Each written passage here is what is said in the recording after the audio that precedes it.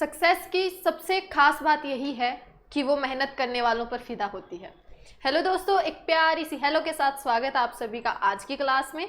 और आज की क्लास भी आप सभी को पता है करवाएंगे हम करंट अफेयर्स।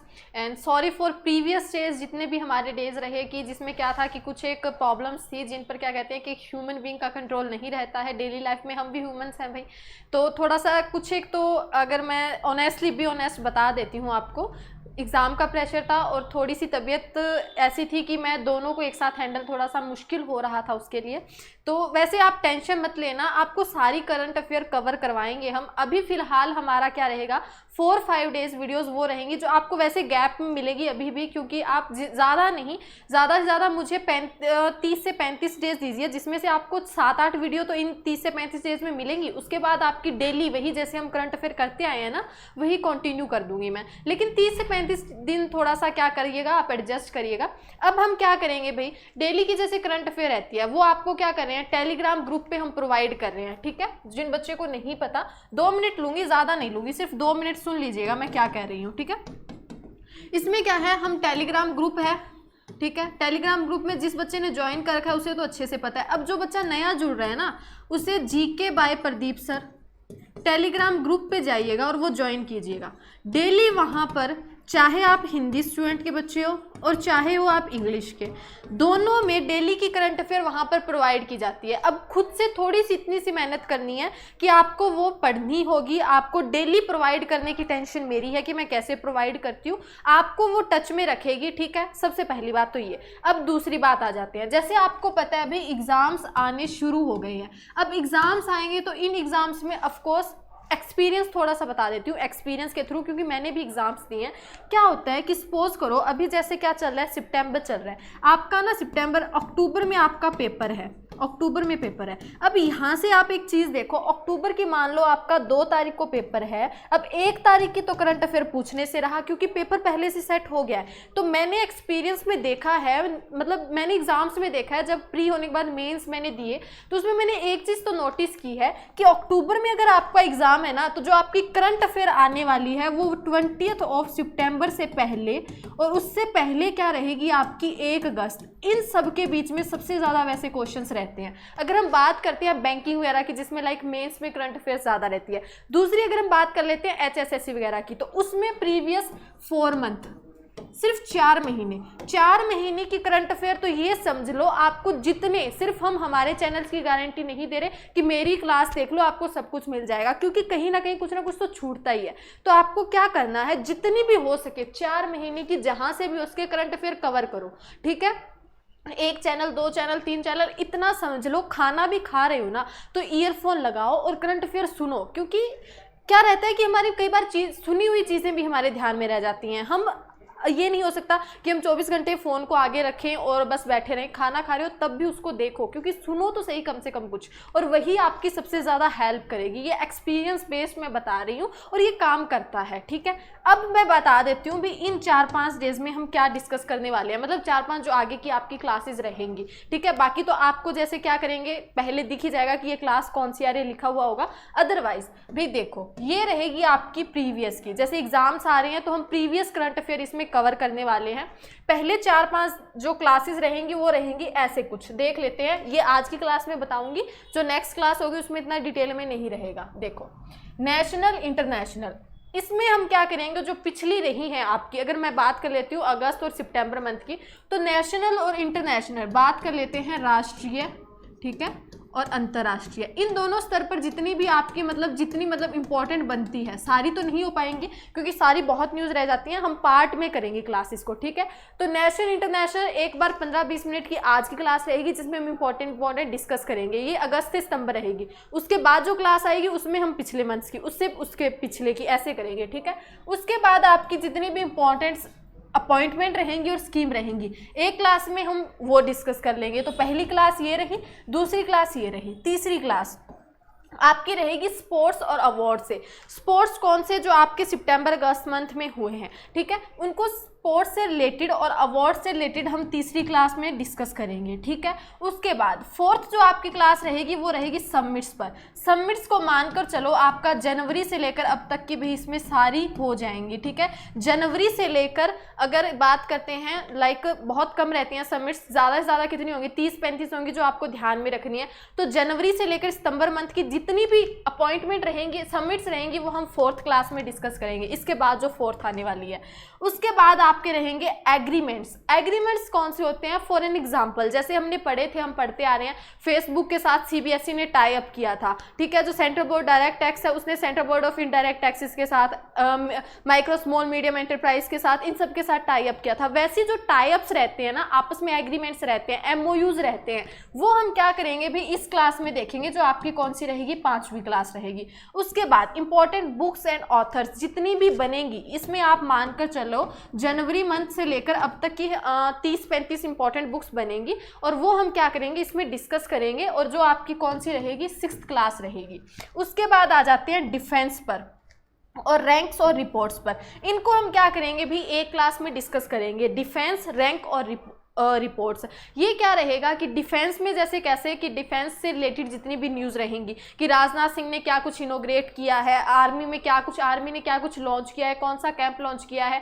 पहला क्वेश्चन यहीं से पूछ लेती हूँ, अगर बता पा रहे हो बहुत बढ़िया बात है, पिछली करंट अफेयर से है कि ऐसी कौन सी मतलब कौन से देश की आर्मी रही है जिसने बुलेट प्रूफ हेलमेट बनाया है।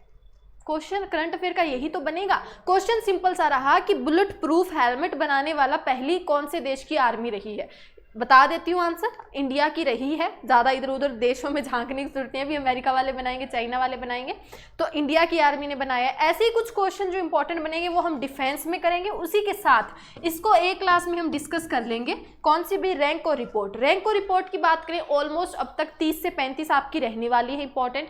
रैंक्स कैसे रहती है, जैसे हैप्पीनेस इंडेक्स हो गया, फोर्ब्स की जो लिस्ट आती हैं, बिलीनियर्स बताते हैं, जैसे कि जेफ बेजोस जो फर्स्ट बिलीनियर रहे, मुकेश अंबानी 9वें नंबर पर है, ऐसी जो रिपोर्ट्स आती हैं जिसमें दिया जाता है, तो वो रिपोर्ट्स क्या करेंगे हम इस 7वीं क्लास में डिस्कस करेंगे। उसके बाद इंपॉर्टेंट डेज तो भाई जैसे मैं पहले करंट अफेयर डेली होती थी तो उसमें बहुत अच्छी हेल्प हो जाती थी। कोई बात नहीं, आगे वाले एग्जाम्स में महीने के अंदर अंदर आपका सब सेट हो जाएगा, तब तक मैं भी थोड़ी सेट हो जाती हूँ और मेरा जो शेड्यूल है वो भी सेट हो जाएगा। बट डोंट वरी, कवर मेरी जिम्मेवारी है करवाना और करनी आपकी, ठीक है। इतना सा कोप अप कर लीजिएगा, ठीक है। अब हम शुरू करते हैं अभी हमारी पहली क्लास। ये सारा हम देख लिया, आगे 7 क्लासें कैसे रहने वाली है।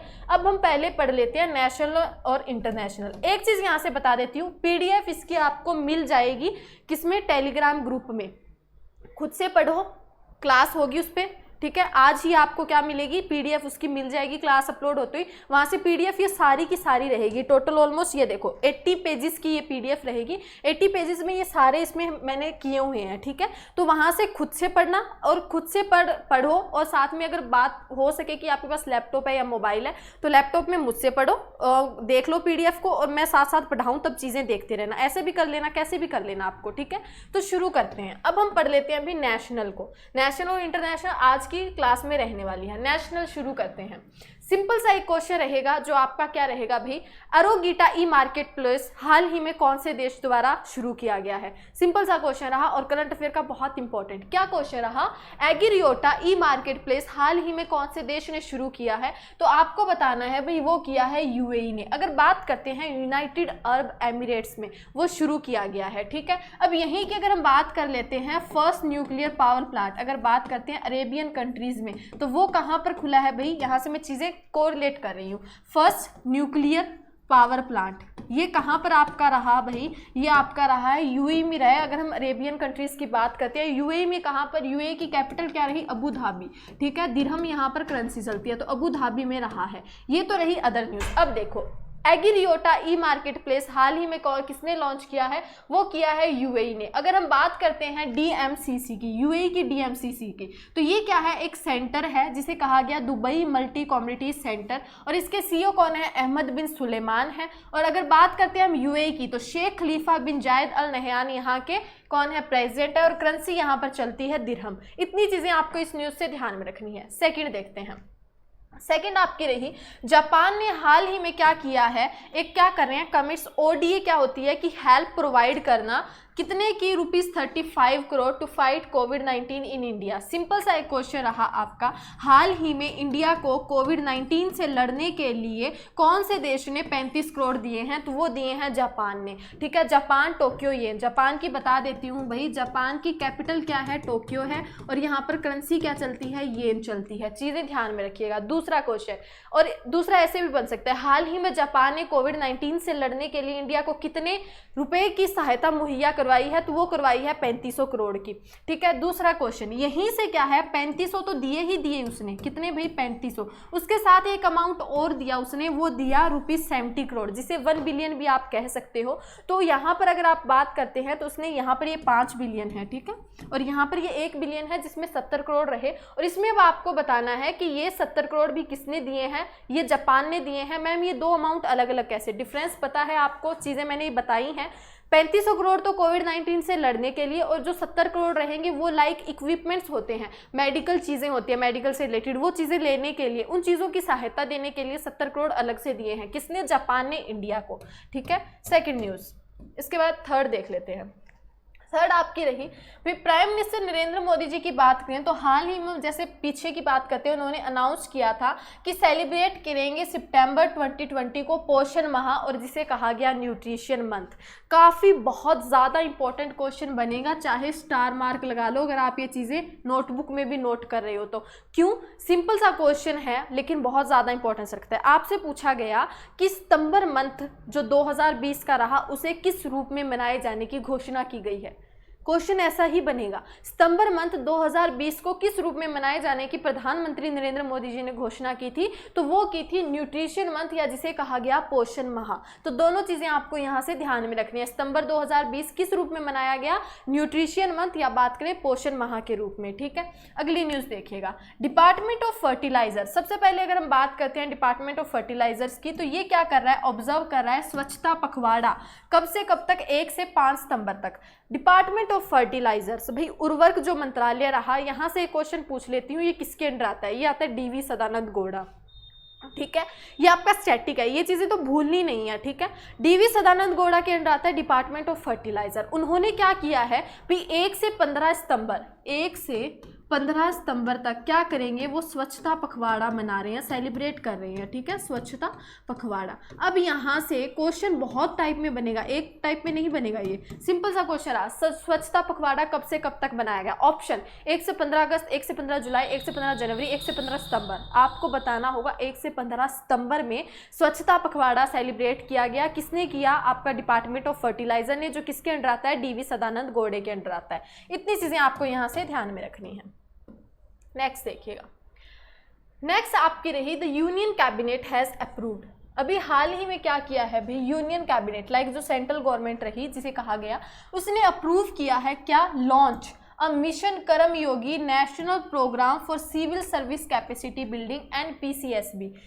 समझा देती हूँ चीज़ें भाई, मैम ऊपर से गया ऐसे क्या बोल गए। देखो, NPCSB क्या रहा? ये एक नेशनल प्रोग्राम, इसकी फुल फॉर्म रही national programme for civil service capacity building. Like जो सिविल सर्वेंट्स होते हैं उनकी कैपेसिटी को बिल्ड करने के लिए, लाइक जो उनकी क्षमता होती है उनको बिल्ड करने के लिए। अब क्षमता कैसे रही? कि काम को हैंडल करना, सारी सिचुएशंस को हैंडल करना, वगैरह वगैरह, ब्ला ब्ला, बहुत कुछ चीज़ें रहती हैं। तो इसी में क्या किया गया? एक नेशनल प्रोग्राम लॉन्च किया गया। उस नेशनल प्रोग्राम का नाम क्या रहा? मिशन कर्मयोगी रहा।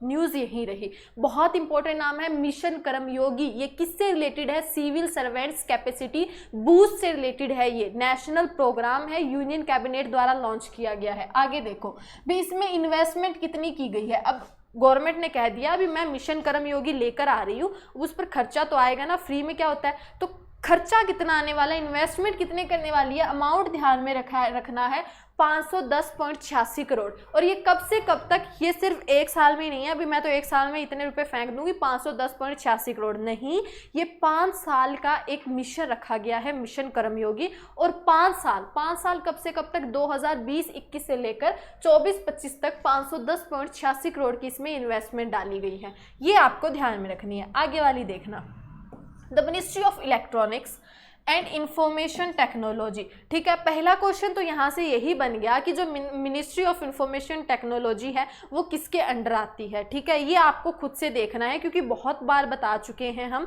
Minister of states, union cabinet ministers, ये तो आपको रटे रटाए होने चाहिए। ठीक है, तो ये जो रहा डिपार्टमेंट, इसने क्या किया है, गवर्नमेंट ऑफ इंडिया का डिसाइड किया है टू ब्लॉक 118 मोबाइल ऐप्स। ये न्यूज़ ताज़ा की रही है, इसने डिसाइड किया है 118 मोबाइल ऐप्स को क्या करने के लिए भाई, जो रही उन्हें ब्लॉक करने के लिए। अब ब्लॉक क्यों कर रहे हैं भाई, मन में आ गया ब्लॉक कर दिया, नहीं, क्योंकि यहाँ से कुछ ना कुछ सेफ्टी इश्यूज हो रहे थे और कहा गया था कि ये क्या था कि मतलब चीज़ें चलते हुए लाइक उन्हें नहीं समझ, टेक्नोलॉजी इश्यूज आ रहे थे, उसी से रिलेटेड उन्होंने क्या किया, 118 ऐप्स, मोबाइल ऐप्स को बंद करने का नोटिस जारी कर दिया है। किसने, जो इलेक्ट्रॉनिक्स इंफॉर्मेशन मिनिस्ट्री रही। क्वेश्चन बनेगा, यूनियन कैबिनेट मिनिस्ट्री ऑफ जो इंफॉर्मेशन एंड टेक्नोलॉजी रही, उसने हाल ही में कितनी मोबाइल ऐप्स को बंद करने का, बैन करने का निर्णय लिया है, याद रखना है 118। ठीक है, अब ये कौन से सेक्शन की, सेक्शन भी पूछ लेता है एग्जामिनर भी, कोई हमारी तरह सिर घुमा बैठा है और उसने पूछ लिया अभी, ये तो नहीं पूछा 118, इसने पूछ लिया अभी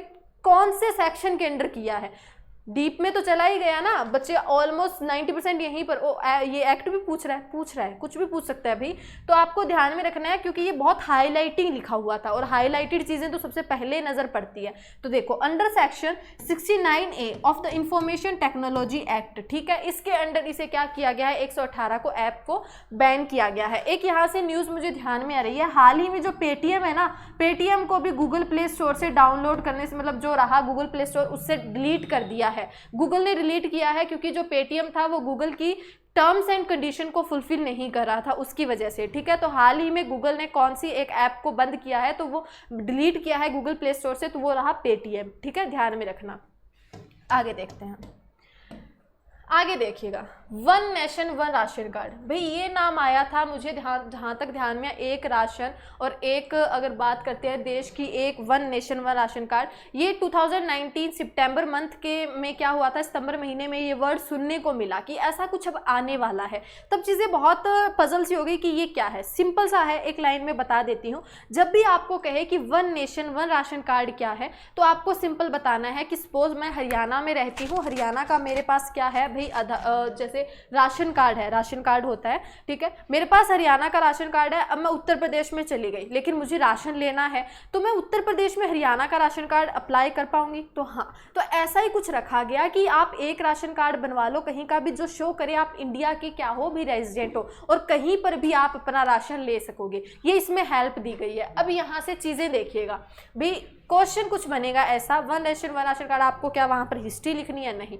आपसे पूछा जाएगा कि अब तक कितने, अगर बात करते हैं राज्य या केंद्र शासित प्रदेश को एक राष्ट्र और एक राशन कार्ड से जोड़ा गया है, तो ध्यान में रखना है अब तक टोटल 26 को यूटी स्टेट और यूटीज को जोड़ा जा चुका है और हाल ही में लद्दाख और लक्षद्वीप को इसमें जोड़ा गया था। ठीक है, अब अगर हम बात करते हैं इस स्टेट की, तो ये जो स्टेट है, रिमेनिंग स्टेट्स 2021 मार्च तक क्या किया गया है, इन्होंने टारगेट रखा है कि हम सारी स्टेट और यूटीज को इसके अंडर क्या कर लेंगे, कनेक्ट कर लेंगे। आगे देखना, लद्दाख की बात करते हैं तो राधा कृष्ण माथुर यहाँ के गवर्नर है और फर्स्ट लेफ्टिनेंट गवर्नर भी कह सकते हो, और लद्दाख की कैपिटल क्या है, लेह और कारगिल है। लक्षद्वीप की बात करें तो कवारती यहाँ पर क्या रहती है, कैपिटल रहती है, और एडमिनिस्ट्रेटर कौन है, दिनेश्वर शर्मा है। ये दोनों चीजें आपको यहाँ से ध्यान में रखनी है। नेक्स्ट देखिएगा, नेक्स्ट देखिए क्या रही आपकी, ministry of power and renewable energy. ठीक है, ministry of power and renewable energy की अगर हम बात करते हैं, इसने क्या किया है, ये सबसे पहले किसके अंडर आती है, अभी राजकुमार सिंह के अंडर आती है। ये जो पिक्चर में शो कर रहे हो ना, तो ये राजकुमार सिंह सर ही हैं। ये क्या है, ministry of power and renewable energy के मिनिस्टर हैं। इन्होंने लॉन्च किया है, क्या लॉन्च किया है, pan India green term ahead market, जिसे शॉर्ट में कहा गया GTAM।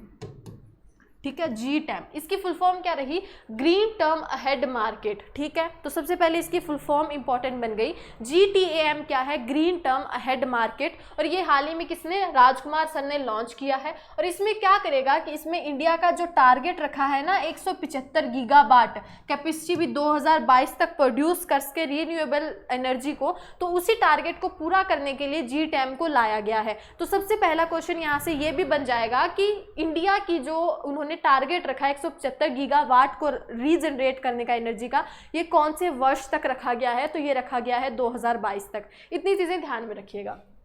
नेक्स्ट देखिएगा, यूनियन मिनिस्टर ऑफ एजुकेशन, भाई जिसे पहले एचआरडी कहा जाता था, ह्यूमन रिसोर्सेज डेवलपमेंट, ठीक है, तो अब एचआरडी नहीं रहा नाम उसका, क्या हो गया है, उसका नाम बदल कर रख दिया गया है यूनियन मिनिस्टर ऑफ एजुकेशन। तो ये किसके अंडर आती है भाई, ये आते हैं आपके रमेश पोखरियाल निशंक सर के अंडर आती है। इन्होंने क्या किया है, लॉन्च की है एक मोबाइल ऐप जिसका नाम रहा इंग्लिश प्रो, ठीक है। इंग्लिश प्रो के नाम से हाल ही में जो मोबाइल ऐप है वो किसके द्वारा लॉन्च की गई है, वो की गई है भाई आपके जो यूनियन मिनिस्टर ऑफ एजुकेशन रहे रमेश पोखरियाल निशंक द्वारा, ठीक है।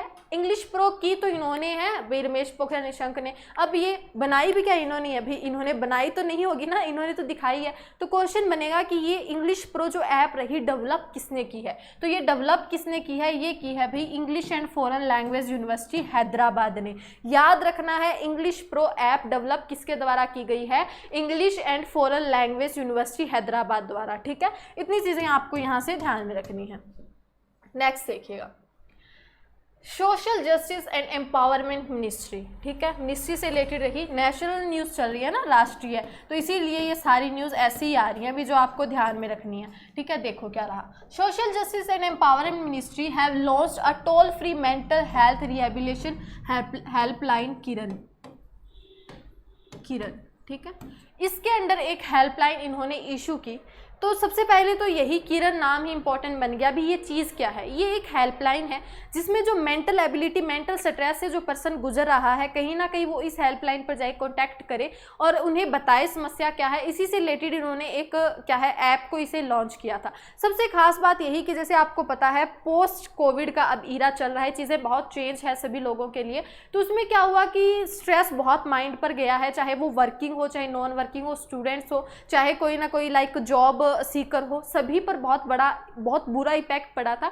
तो उसी के लिए क्या है इन्होंने ध्यान में रखते हुए किरण हेल्पलाइन लेकर आए, जिसमें क्या है जितने भी आपके मेंटल हेल्थ इश्यूज रहेंगे उसको आप डिस्कस कर सकते हो। और यहाँ से ध्यान में रखना कि सोशल जस्टिस एम्पावरमेंट मिनिस्टर कौन है, थावरचंद गहलोत है, ठीक है। ये चीज़ें आपको यहाँ से ध्यान में रखनी है। अगली देखिएगा न्यूज़ क्या रही, अटल innovation mission AIM NITI Aayog has launch the आत्मनिर्भर भारत अराइज अटल न्यू इंडिया चैलेंज। देखो यहाँ से जो इम्पोर्टेंट बनेगा वो ये बनेगा कि हाल ही में नीति आयोग एम द्वारा क्या है कि जो लॉन्च की गई है ऐप, जो लॉन्च की गई है वो है आत्मनिर्भर भारत अराइज अटल न्यू इंडिया चैलेंज, ठीक है। अब यहाँ से नीति आयोग नाम बहुत इंपॉर्टेंट बनेगा। तो नीति आयोग की अगर हम बात करते हैं, नीति आयोग के CEO कौन है, अमिताभ कांत है, बहुत बड़े नाम रहे। और यहाँ से क्या ये क्वेश्चन थोड़ा ऐसे बनेगा कि आत्मनिर्भर भारत अराइज अटल न्यू इंडिया चैलेंज किसने लॉन्च किया, नहीं ऐसे नहीं बनेगा। अभी एग्जामिनर पागल नहीं है जिसमें अटल ही 2 बार आ गया हो उसको बताएं कि वो किसने किया है, अटल इनोवेशन मिशन के अंडर नीति आयोग द्वारा किया गया है, ऐसा नहीं पूछेंगे। जो पूछेंगे वो है ये कि इसके अंडर इन्वेस्टमेंट कितनी की गई है, तो वो की गई है 50 लाख रुपए की। आपको ध्यान में रखना है नीति आयोग द्वारा लॉन्च की गई आत्मनिर्भर भारत अराइज अटल न्यू इंडिया चैलेंज में कितनी इन्वेस्टमेंट रही, 50 लाख रुपए रही। और अगर हम बात करते हैं नीति आयोग की तो CEO कौन है भाई, अमिताभ कांत हैं। अगली देखिएगा, अगली आपकी अगर हम बात करते हैं रही, सबसे पहले तो अगर बात करते हैं आर्मी से रिलेटेड आपको कुछ दिख ही रहा होगा। तो हाल ही में क्या है, एक क्वेश्चन पूछ लेती हूँ न्यूज़ बाद में, ठीक है, बी ऑनेस्ट, न्यूज़ नहीं देखनी है। हाल ही में इंडिया द्वारा MOU साइन किया गया है, राष्ट्रीय न्यूज़ रही, नेशनल न्यूज़ रही, कि जो आपस में आर्मीज रहेंगी, आर्म्ड फोर्सेस रहेंगी और जितने भी आर्म्ड इक्विपमेंट्स रहेंगे, लाइक जो क्या रहेंगे आपके कहीं ना कहीं यंत्र वगैरह रहेंगे, तो आपस में क्या करने के लिए, चेंज वगैरह करने के लिए, हेल्प लेने के लिए कौन से देश के साथ उन्होंने MOU साइन किया, तो भारत ने वो किया है चाइना के साथ नहीं भाई, चाइना के साथ तो हो ही नहीं सकता, वो किया है जापान के साथ। तो ध्यान में रखना है इंडिया ने हाल ही में जापान के साथ एक MOU memorandum of understanding sign किया है, reciprocal provision of supply and services, supply और सर्विसेज। भाई अब ये आर्म्ड फोर्सेज से रिलेटेड रहा, तो ये तो है नहीं भाई ये गेहूँ कनक आटा वगैरह करेंगे, ऐसा नहीं रहेगा। इसमें आर्म्ड फोर्सेज से रिलेटेड जितनी भी सर्विसेज रहेंगी, चीज़ें रहेंगी, उनको आपस में चेंज करने के लिए ये MOU साइन किया गया है। किस किस के बीच में, ध्यान में रखना है इंडिया और जापान के बीच में। इंडिया की अगर हम बात कर लेते हैं, प्राइम मिनिस्टर नरेंद्र मोदी है, करेंसी रुपी चलती है यहाँ पर। जापान की बात करें तो टोक्यो वहाँ की क्या है, टोक्यो कैपिटल है और येन वहाँ पर करेंसी चलती है, ठीक है। आगे देखिएगा, प्राइम मिनिस्टर मोदी उन्होंने लॉन्च किया है प्रधानमंत्री मत्स्य संपदा योजना, ठीक है। क्वेश्चन बन गया प्रधानमंत्री संपदा योजना अभी हाल ही में किसने लॉन्च किया है, भाई क्वेश्चन बना कहाँ पर, क्वेश्चन ऐसे नहीं बनेगा, डिटेल में देखते हैं क्या बनेगा। प्रधानमंत्री मत्स्य संपदा योजना हाल ही में लॉन्च की गई है। सबसे पहले चीज जो पूछी जाएगी, प्रधानमंत्री मत्स्य संपदा योजना, इसमें पीएम हटा दो, वाई हटा दो, इस एमएस को याद कर लो, एमएस को याद कर लो, इसकी फुल फॉर्म याद कर लो, प्रधानमंत्री मत्स्य संपदा योजना। प्रधानमंत्री का नहीं पूछेगा, योजना का नहीं पूछेगा। क्वेश्चन बनेगा इसमें सेकंड एम क्या है भाई, तो आपको ऑप्शन भी बहुत अजीब दिए होंगे, तो आपको ध्यान में रखना है, ये है मत्स्य और ये है संपदा, ठीक है। तो पहला तो फुल फॉर्म का बन गया क्वेश्चन। दूसरा क्वेश्चन, एम्स टू, भी ये लॉन्च तो कर दी योजना, अब मुंह उठाकर ऐसे ही कर दी भी, कोई ना कोई तो एम रखा होगा। तो एम क्या रखा है, ध्यान में रखना है कि फिश प्रोडक्शन है वो 70 लाख टन तक हो। कब से कब तक, 2024 से 25 तक इंक्रीज करने के लिए। कितना, कि ये फिश के लिए, मत्स्य नाम समझ में आ गया होगा। तो क्वेश्चन बनेगा कितने लाख टन और कब से कब तक, 70 लाख टन फिश प्रोडक्शन। कब से कब भाई, 2024 से 25 तक, ये इसमें एम रखा गया है। आगे देखो, इसमें इनोग्रेट किसे कहा गया, इसी के साथ ना जब प्रधानमंत्री नरेंद्र मोदी जी ने प्रधानमंत्री मत्स्य संपदा योजना लेकर आए, दो चीजें लॉन्च की। लॉन्च क्या की, बहुत ज्यादा इंपॉर्टेंट यहां से बनेगा, 1 यूनिट फिश फीड मील, 1 यूनिट फिश फीड मील। क्वेश्चन यही बना, 1 यूनिट फिश फीड मील हाल ही में कहां पर इनोग्रेट की गई है, तो वो की गई है मध्यपुरा, बिहार में। याद रखना है, 1 यूनिट फिश फीड मील कहाँ पर इनोग्रेट की गई है, मध्यपुरा, बिहार में की गई है। आगे देखिएगा, दूसरा फिश ऑन व्हील्स, ये कहाँ पर की गई है, ये पटना में की गई है। और किसके under, blue revolution. Blue revolution समझते होंगे ना, नीली क्रांति जिसे कहा गया है, वो मछलियों के उत्पादन से रिलेटेड ही है। उसी के अंडर फिश ऑन व्हील्स कहाँ पर भाई, ये पटना में इनोग्रेट की गई है। और इसमें इन्वेस्टमेंट यूं ही तो इनोग्रेट हो नहीं गई होगी, कुछ ना कुछ तो खर्चा आएगा ना इस पर। तो क्या है भाई इस पर, ये है टोटल कितना रहा, 20,050 करोड़, ठीक है। 20,050 करोड़ टोटल इसमें इन्वेस्टमेंट रखी गई है। आगे देख लेते हैं, ministry of state for housing and urban affairs, ठीक है।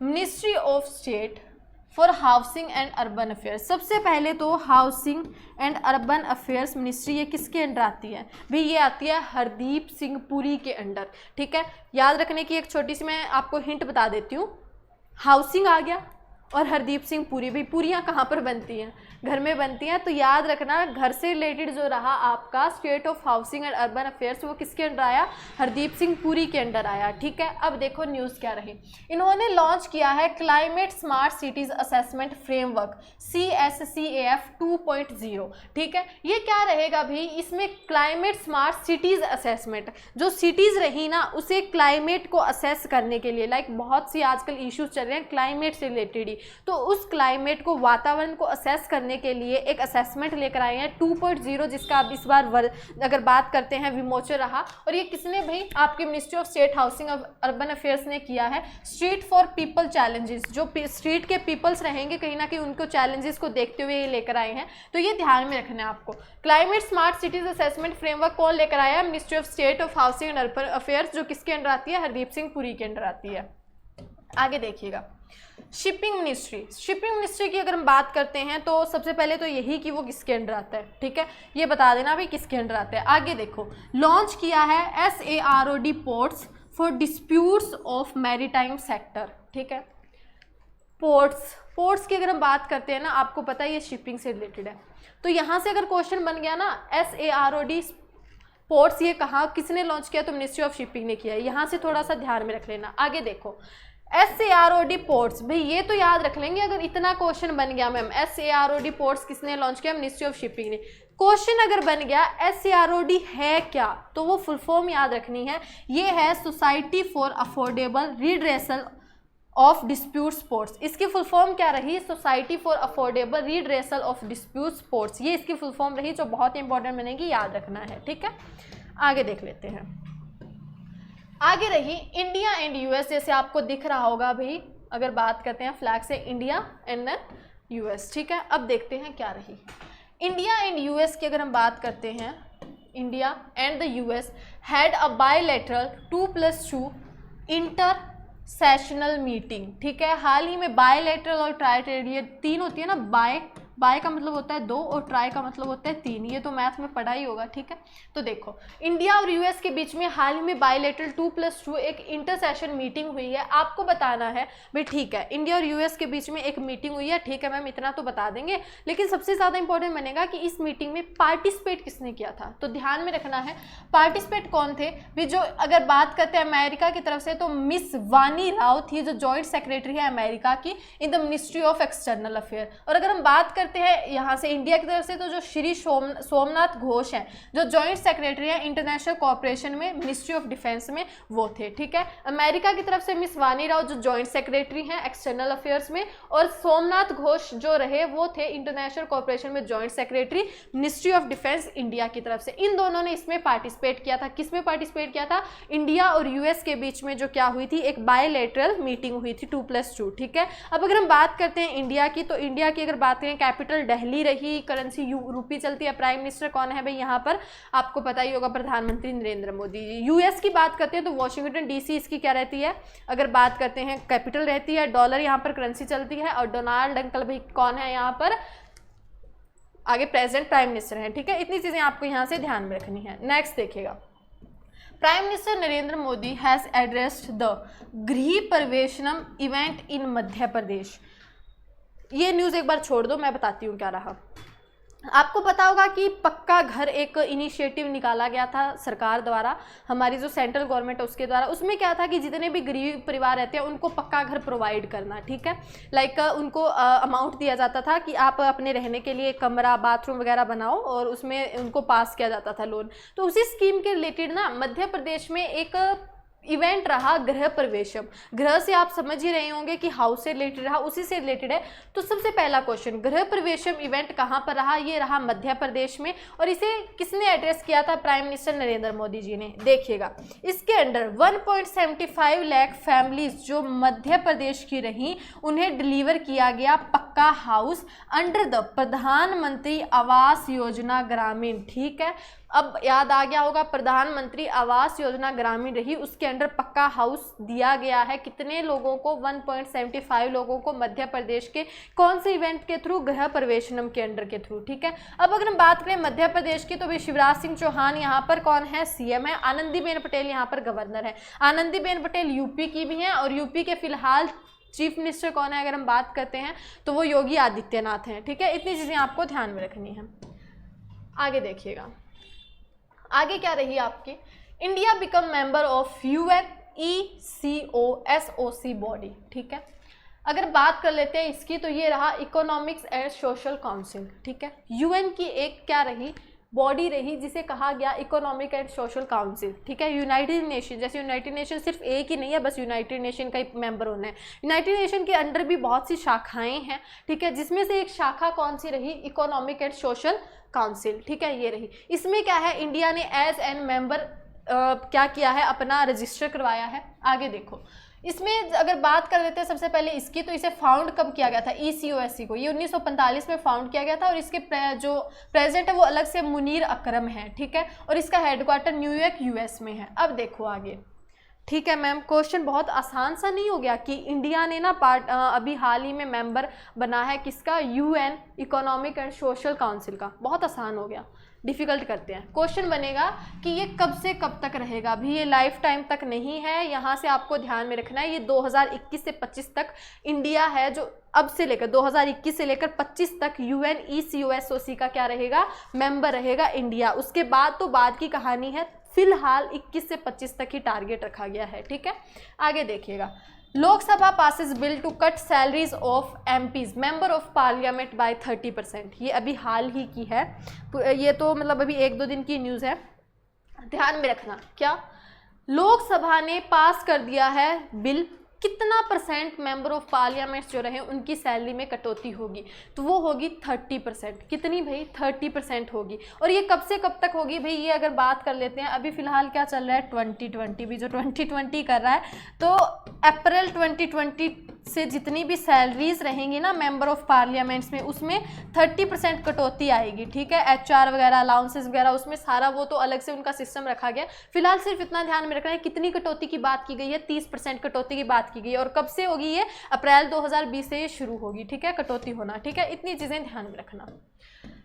ये तो थी आपकी नेशनल न्यूज़ जो आपको बहुत सी ध्यान में रखनी थी। इंपॉर्टेंट न्यूज़ हमने देखी थी, बाकी अदर क्लासेस में देख लेंगे हम। अब इंटरनेशनल न्यूज़ थोड़ी सी डिस्कस कर लेते हैं। देखिएगा पहली इंटरनेशनल न्यूज़ कौन सी रही?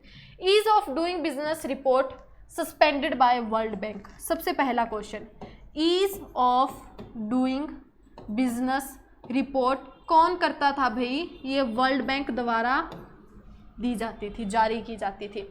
तो सबसे पहला क्वेश्चन भाई, वर्ल्ड बैंक ना ईज ऑफ डूइंग बिजनेस की रिपोर्ट निकालता था। आपको पता होगा जो 2018 की थी ना वो 19 में आई थी, 19 वाली 20 में आई थी। कोई कॉन्टिन्यूटी ही नहीं थी कि लाइक उनको डाटा ही सही टाइम पर प्रोवाइड नहीं किया जा रहा था। तो वर्ल्ड बैंक ने कहा भाई बस बहुत हुआ, हम इस चीज़ को ही ख़त्म कर रहे हैं। तो इन्होंने क्या किया, ease of doing business report को कैंसिल कर दिया है। किसने? वर्ल्ड बैंक ने। वर्ल्ड बैंक ने कहा भी वर्ल्ड का मुझे देखना होता है और डाटा ही टाइम पे नहीं मिल रहा तो मैं कैसे कर दूंगा सब कुछ। तो उसने इस रिपोर्ट को कैंसिल कर दिया। अभी अब के बाद ये नहीं होगी आपकी, ठीक है, इशू। अब देखो यहाँ से अगर वर्ल्ड बैंक की बात करें, डेविड मलपास प्रेसिडेंट है और वॉशिंगटन DC US इसका हेडक्वार्टर रहता है। जुलाई 1944 में फाउंड किया गया था। थोड़ी पिछले देख लेते हैं क्योंकि न्यूज़ में आ गई ना।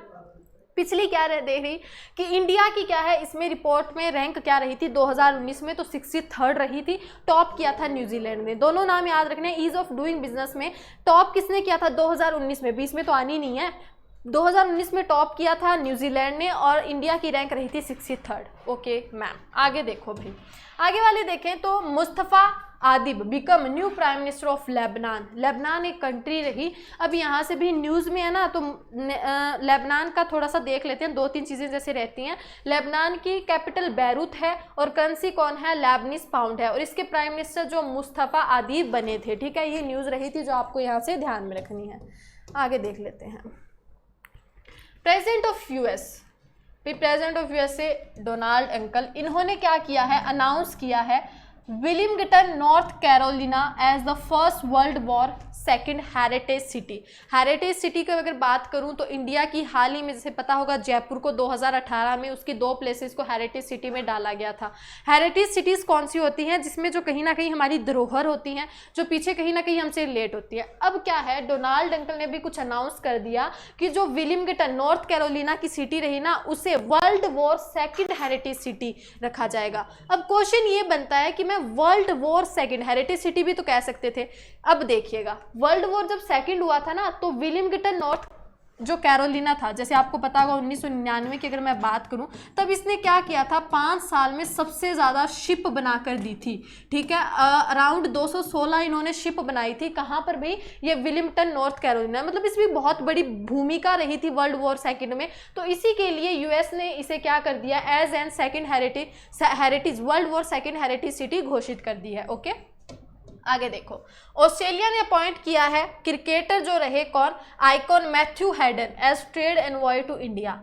इंडिया से रिलेट कर गए, इसीलिए ये इंपॉर्टेंट बन गए। क्या है? ऑस्ट्रेलिया की अगर बात करते हैं, स्कॉट मॉरिसन यहाँ के प्राइम मिनिस्टर है। ऑस्ट्रेलियन डॉलर यहाँ पर करेंसी चलती है और कैनबेरा यहाँ पर क्या है? कैपिटल है। न्यूज़ देखिएगा, ऑस्ट्रेलिया ने अपॉइंट किया गया है क्रिकेट आइकन रहे मैथ्यू हैडन। सबसे पहले तो ये एक क्रिकेटर हैं, इन्हें क्या किया है? Trade envoy to India. अब भाई ऑस्ट्रेलिया में अगर बात करते हैं, ऑस्ट्रेलिया के प्राइम मिनिस्टर स्कॉट मॉरिसन, वो खुद तो आके ये सारी चीज़ें देखने से रहे भी क्या चीज़ें ली जा रही हैं, क्या दी जा रही हैं। उनके पास और बहुत सी रिस्पॉन्सिबिलिटीज रहती हैं। तो वो क्या करते हैं? वही कि अथॉरिटीज जो अपनी क्या होते हैं, काम होते हैं, उनका बंटवारा कर दो, ठीक है। तो उसी में क्या है? ट्रेड एनवॉय टू इंडिया बनाया गया है, जो संभालेंगे कौन? मैथ्यू हैडन, ठीक है। इतनी चीज़ आपको ध्यान में रखनी है। और यहाँ से आपको पता लग ही गया होगा क्या, कि ऑस्ट्रेलिया के हैं मैथ्यू हैडन और उन्हें अपॉइंट किया गया है ट्रेड एनवॉय टू इंडिया। और जो प्राइम मिनिस्टर ऑफ ऑस्ट्रेलिया रहे स्कॉट मॉरिसन, उन्होंने इसे अपॉइंट किया है, ठीक है। आगे देखिएगा, Yoshihide Suga to succeed Shinzo Abe as Japan prime minister. ये मैं पहले न्यूज़ बताने वाली थी, जब जापान का माइंड में आया था, फिर सोचा मैंने आगे न्यूज़ है ही तब डिस्कस करेंगे। देखो, जापान की कैपिटल क्या है? यहाँ की अगर हम बात करते हैं टोक्यो करेंसी येन चलती है। जापान के जो प्राइम मिनिस्टर थे ना शिंजो एबे, उन्होंने कहा कि मेरी तो तबीयत ढीली लग रही है, मैं प्राइम मिनिस्टर नहीं बना रह सकता, उन्होंने दे दिया इस्तीफा। अब किसी को तो प्राइम मिनिस्टर बनाना था, तो ध्यान में रखना है ये जो पर्सन दिख रहे हैं शिंजो एबे जैसे ही लगते हैं पहली बात तो, पर कोई बात नहीं, याद रखना योशिदे सुगा। अब शिंजो एबे जापान के प्राइम मिनिस्टर नहीं रहे हैं, कौन बन चुके हैं? योशिदे सुगा बन चुके हैं जापान के नए प्राइम मिनिस्टर। ठीक है, अगर जापान की बात करें टोक्यो और येन, दोनों चीज़ें आपको ध्यान में रखनी है। यहाँ से आगे देखिएगा, टिकटॉक भी हाल ही में जो इंडिया में बैन हुआ था, तो अब टिकटॉक को क्या किया गया कि हाल ही में जैसे बहुत सी इस पर न्यूज़ चल रही हैं, वो तो आगे कंट्रोवर्सी में रही। अब देखिएगा टिकटॉक ने ना चूज़ किया है ऑरेकल को। क्यों चूज़ किया है? यूएस में अपने ऑपरेशन संभालने के लिए, क्योंकि यूएस भी कहीं ना कहीं इस पर आंख रखे हुए था। तो टिकटॉक ने क्या कर लिया है, यूएस में अपने ऑपरेशंस कंटिन्यू करने के लिए कौन सी कंपनी का नाम चुना है? तो वो चुना है ऑरेकल का। ठीक है, इतनी सी न्यूज़ रही कि टिकटॉक ने हाल ही में अपना क्या है जापान में काम संभालने के लिए या कंटिन्यू रखने के लिए कौन सी कंपनी का नाम रखा है? तो वो रखा है ऑरेकल का। ठीक है, ये थी भाई आज की आपकी नेशनल और इंटरनेशनल न्यूज़ जो आपको क्या करनी है, डिस्कस करनी है। आगे की बात कर देती हूँ, तो ये जैसे रही अपॉइंटमेंट्स, ये हम करेंगे कल वाली क्लास में डिस्कस। ठीक है, जो आपकी रहेगी कल की, नहीं मतलब अगर बात करूँ नेक्स्ट क्लास की जो इससे रिलेटेड पार्ट रहेगा, ये पार्ट 1 रहेगा आपका इसका। ठीक है, अगली इसमें हम अपॉइंटमेंट्स को डिस्कस करने वाले हैं। पीडीएफ की टेंशन नहीं लेनी है, पीडीएफ इसमें अगर बात करती हूँ तो मिल जाएगी Telegram group GK by Pradeep sir, बाकी आपको नीचे डिस्क्रिप्शन बॉक्स में लिंक मिला होगा। ठीक है, आई होप आज की क्लास आपको पसंद आई होगी। बाकी रूल है ही हमारा, क्या करना है, कुछ चीज़ें समझ में ना आई हो तो कमेंट बॉक्स में लिखिएगा, पर्सनली ट्राई करेंगे कि आपके क्वेश्चन का आंसर आपको मिल जाए। ओके, थैंक यू दोस्तों, have a good day, tata, take care.